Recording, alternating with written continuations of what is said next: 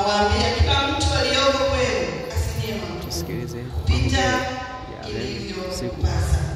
Kunia bali awe na nia kiasi. 2025. Kama Mungu alivyomgawia kila mtu kiasi cha imani. Kwa kuwa kama vile katika mwili mmoja tuna viungo vingi, wala viungo vyote havitendi kazi moja, vivyo hivyo na sisi tulio wengi tu mwili mmoja katika Kristo, na viungo kila mmoja kwa mwenzake. Kanisa tukae. Leo tumepewa ujumbe ambao unatuita na kutusii, ukisema ya kwamba ndugu wakae kwa pamoja kwa umoja. Ndugu wakae pamoja kwa umoja. Geukia jirani yako mwambie ndugu wakae pamoja kwa umoja.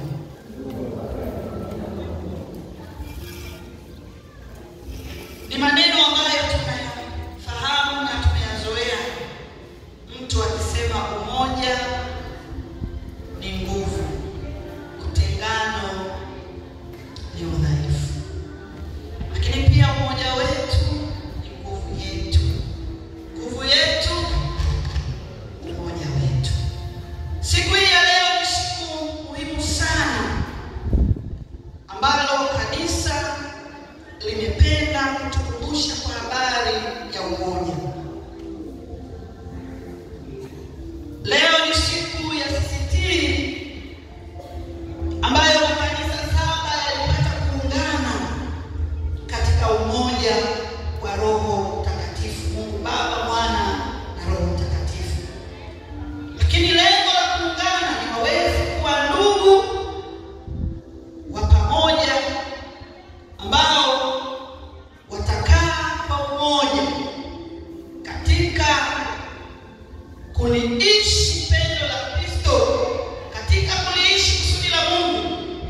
Kwa kuwa sisi kama Wakristo wa leo, pamoja na kazi nzuri tunayoifanya na kueneza Injili ya Kristo, pamoja na mambo mengi tunayoyafanya ya kupeleka Injili ya Yesu Kristo, lakini bado kama kanisa tunahitajika kuwa na umoja. Kama kanisa tunahitajika kukaa pamoja kwa umoja kama lilivyo agizo la Yesu Kristo. Katika neno hili ambalo tumelisoma, Mtume Paulo anawasihi kanisa la Roma wawe na umoja uliojengwa kwenye misingi ya Yesu Kristo. Wawe na umoja ambao umejengwa kwenye misingi ya Yesu Kristo.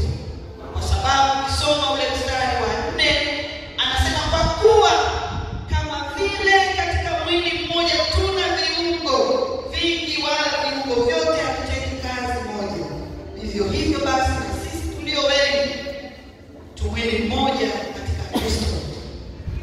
Tu mwili mmoja katika Kristo.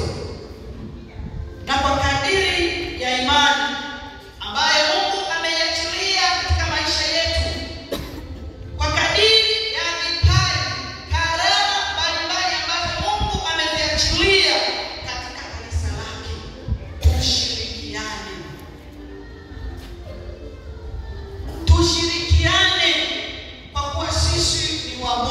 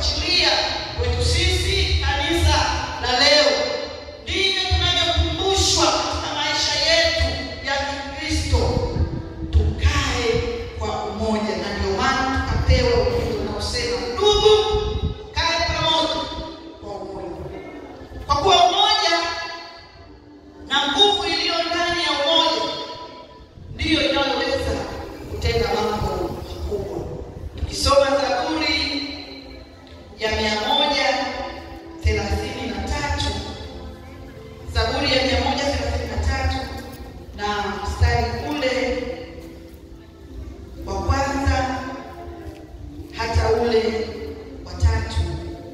Neno la Mungu linasema hivi: tazama jinsi ilivyo vyema na kupendeza ndugu wakae pamoja kwa umoja. Anasema ni kama mafuta mazuri kichwani yashukavyo mbevuni ndevu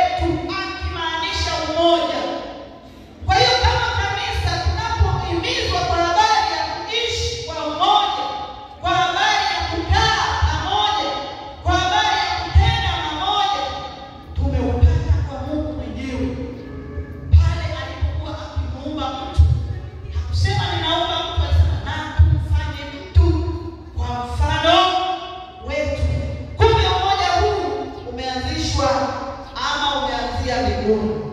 Lakini ukisoma Yohana 17 na mstari ule wa 11, Injili ya Yohana sura ile ya 17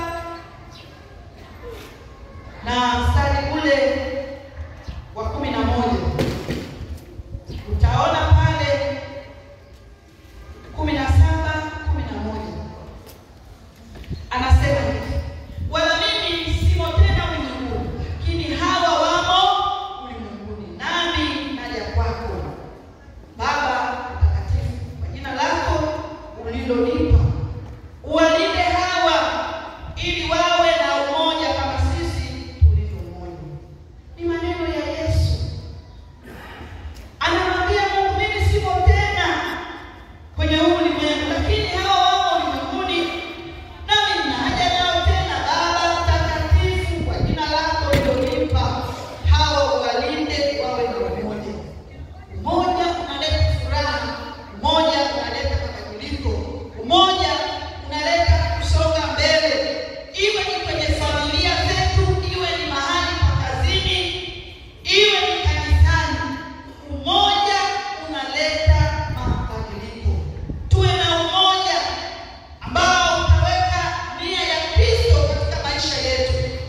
Yesu aliona wanafunzi wake walikosa umoja, ndio maana akawaambia kwamba Mungu, naomba hawa wawe na umoja, kwa sababu aliwaona katika maisha yao wanaoishi wameishi kwa kutengana. Lakini kwa sababu aliachilia lile pendo katikati ya wanafunzi, alitamani lile pendo lidumu, lizae matunda, na ndio maana akasema ya kwamba mimi simo ulimwenguni, lakini hawa waendelee kuishi kwa umoja, kwa kuwa umoja unaleta kusaidiana. Umoja unaleta kuhimiza kazi ya Mungu. Lakini katika umoja kanisa linasonga mbele. Katika umoja kuna kuchukuliana.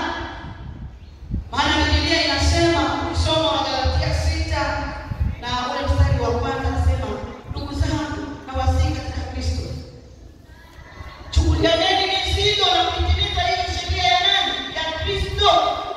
Anasema na mtu akigafilika katika kosa lolote, mtu akigafilika, wewe uliye wa roho, anasema mrejeze mtu huyo kwa upole na kwa upendo. Ukimrejeza mtu huyo kwa upole na upendo, hakika umeifanya kazi ya Mungu. Lakini Wakristo wa leo tumekuwa na utengano. Ubinafsi umekaa kwenye maisha yetu, na wakati mwingine tumepoteza baraka za Mungu, kwa kuwa tulivyosoma ile Zaburi anasema ndugu wanapokaa pamoja kwa umoja, anasema baraka za Mungu huambatana nao. Wakati mwingine tumechelewesha baraka zetu na hatua zetu za mafanikio kwa sababu tumepoteza neno la upendo, tumepoteza upendo katika maisha yetu, kufamiliana, kubeba shida ya mwenzako ukaifanya ni ya kwako pasipo kujali gharama yoyote. Ndio maana tunahimizwa tuchukuliane, lakini leo hatuchukuliani.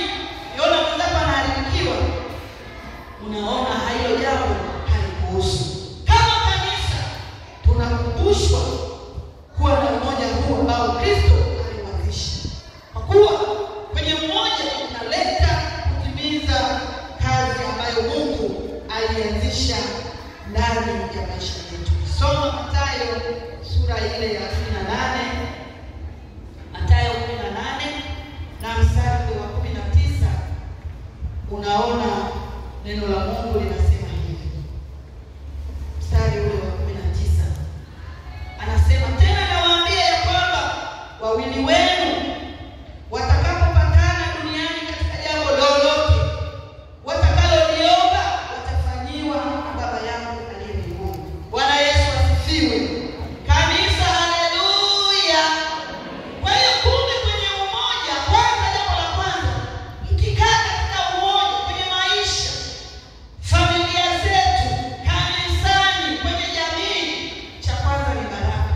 Mungu anaachilia baraka kwa hao waliokaa pamoja kwa umoja.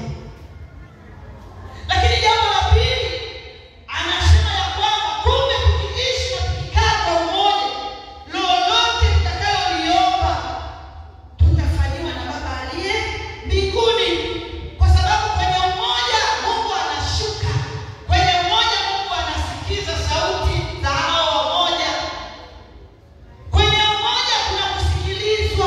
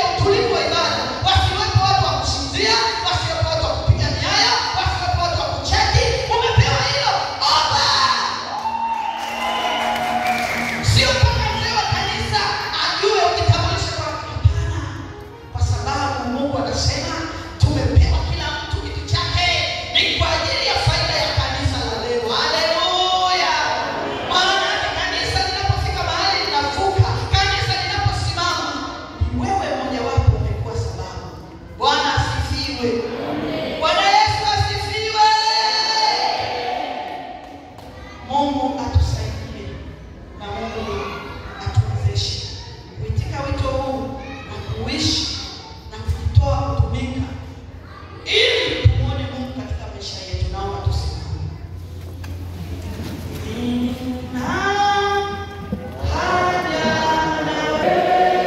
Na hapa ndio mwisho wa mahubiri ya leo.